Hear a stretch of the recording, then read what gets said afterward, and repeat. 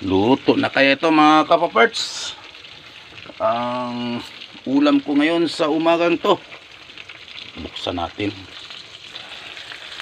Ayos. Kulang-kulang na siya mga kapaparts. Ibaliktad na lang natin para lalo tong mamula-mula. Ayos. Ayan. Ito na lang muna ng ulam natin sa almusal mga kapaparts.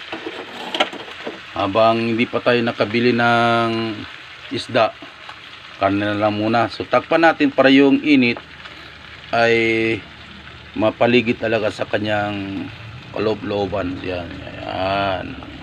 Sa loob talaga yung init, parang pressure. Tapos hihinain lang natin yung apoy para dahan-dahan yun ang pag luto. Ayan, hindi siya